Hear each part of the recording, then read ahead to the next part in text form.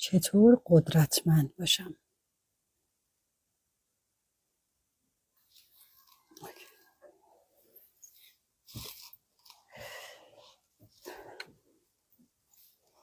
درود میگم به شما دوستانم. چطورید؟ خوبید شما؟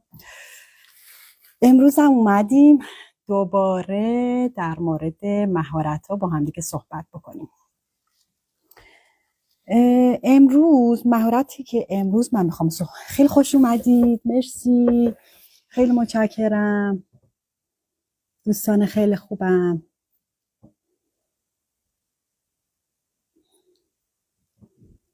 مرسی مرسی. خب میریم که شروع کنیم. اینم عکس العمل من به شما دوستانم. مرسی که اومدید. امروز میخوایم در مورد مهارت خشم یا عصبانیت صحبت بکنیم که چجوری میتونیم کنترل بکنیم خودمون رو این عصبانیت. ببینید این عصبانیت یا این خشمه چقدر مهم هستش. علاوه بر این که ما توی مهارت‌های خودآگاهی شناساییش کردیم، جدا برای خودش یک مهارتی هم در نظر گرفته شده که به طور جزئی‌تر بتونیم تکنیک ها رو یاد بگیریم و در واقع اون حس رو شناسایی بکنیم و موقعی که داره اون حس میاد بالا بهش توجه کنیم و بتونیم از پسش بر بیایم که عصبانی نشیم. دوستان خوبم، اینو میخوام بهتون بگم، عصبانی شدن در واقع یک هنر نیستش. این که من قوی هستم این نیستش که من عصبانی بشم از این طریق قدرت خودم رو نشون بدم. نه دوستانم، این اصلا قدرت نیست. این که من بتونم این حسم رو بشناسم و باش ارتباط برقرار کنم، بهش توجه بکنم، بعد بتونم از پسش بر بیام، این میشه هنر، این میشه قدرت. اوکی؟ مرسی، متشکرم. خب حالا اصلا خشم چی هستش؟ ببینید، من وقتی که توی کاری ناکام میشم، در واقع بدن من به صورت طبیعی این حس رو به وجود میاره. این حس طبیعیه، چیز بدی نیستش. ولی اگر من بخوام بهش شاخ و بالش بدم و بترسم، در واقع این باعث میشه که من خشمم بیشتر بشه و پرخاشگر نشون داده بشم و کار خوبی رو در مقابل انجام ندم، هم به خودم آسیب برسونم هم به طرف مقابلم. ببینید، ما دو نوع خشم داریم. یه نوع خشمی که بروز میدیم، خب پرخاشگر میشیم و خیلی چیزهایی رو بیان میکنیم که نباید بیان کنیم و کلی هم پشیمونی به بار میاره. یه نوع خشم دیگه هم داریم که در واقع ما بیان نمی کنیم، بروز نمی کنیم، خب و فکر میکنیم خیلی کار خوبی میکنیم که اصلا خشممو بیان نمی کنم، بروزش نمی کنم، چقدر این خوبه. نه، اصلا اینم خوب نیستش. این باعث میشه که تو بریزی تو خودت، خب و وقتی که اون طرف مقابلت رفت، تو در موردش بدگویی بکنی.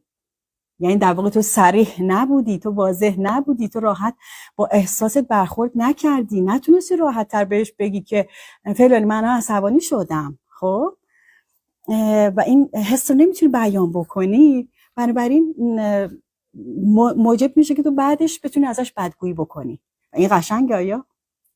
نه، اصلا قشنگ نیست. این ما باید یاد بگیریم که به موقع و کجا چه جوری حسمون رو بیان بکنیم.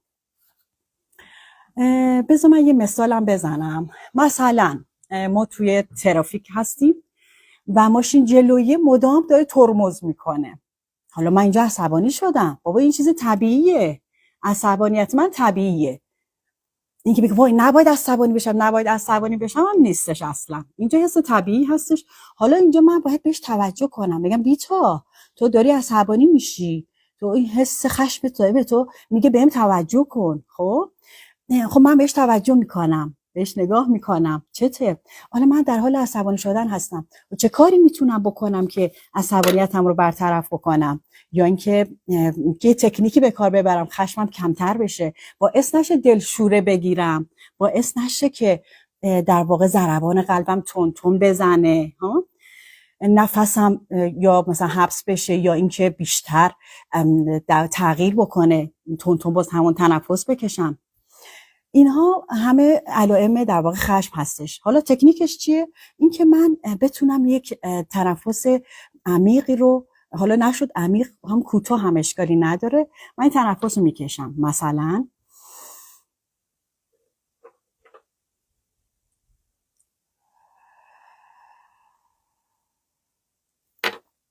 دم رو انجام میدم، یه مکث کوتاه میکنم، بعد باز دم رو رها میکنم. خب وقتی من این تنفس رو میکشم به طور معمول در طی روز به صورت عادت معمولم بذارم، دیگه من عادت کردم، یاد گرفتم در مواقعی که میخواد مثلا خشم سراغم بیاد میرم تنفس میکشم. یک راه سادهش اینه.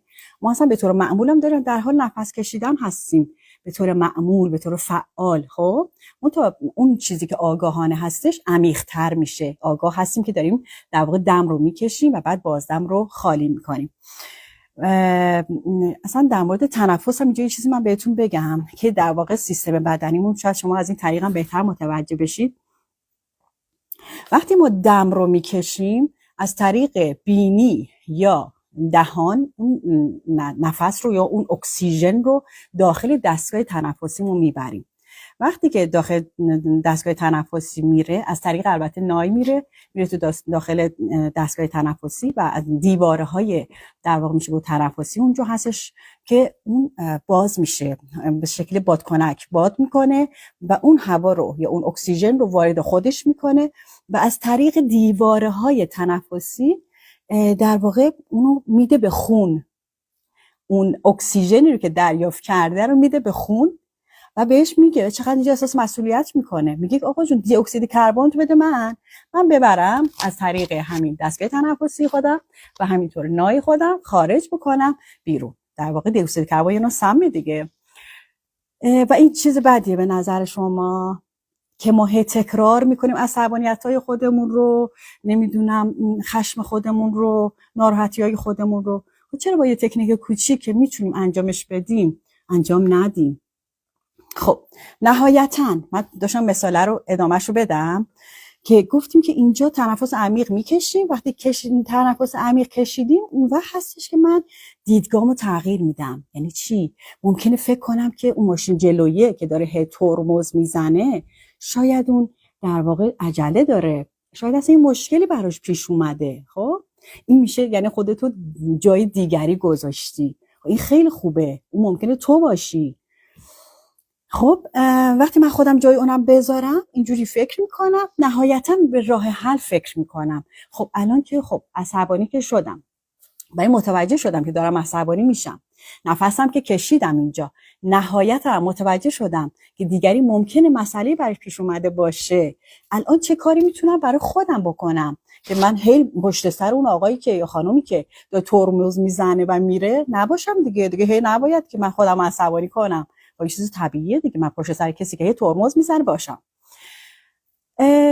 اون وقت اینجا چه کار باید بکنم؟ من اینجا رو یه راه حلی مثلا بگم که سرعت خودم میتونم کمتر بکنم، فاصله ایمنی رو رعایت بکنم تا اگر مسیری بر من باز بشه و از اون مسیر خارج میشم، میرم آرام آرام رانندگی من کردم، صفام کردم، لذتم بردم، دیگری هم درک کردم.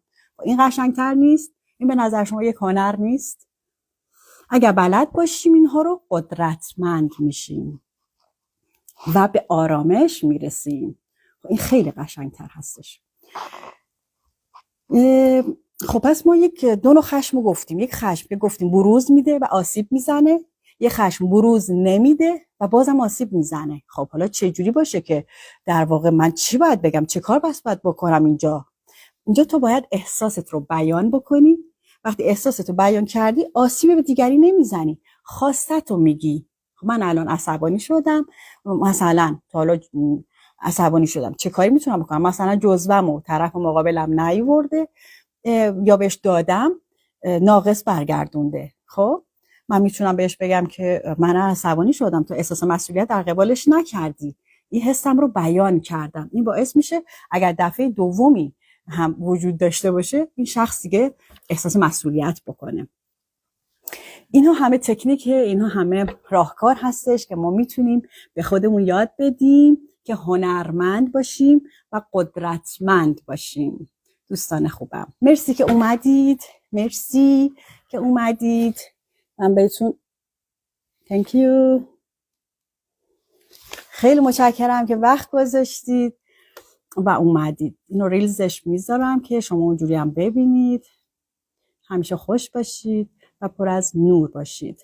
تو در آغوش پرمهر جان زندگی میکنی و او در حال مراقبت از توست.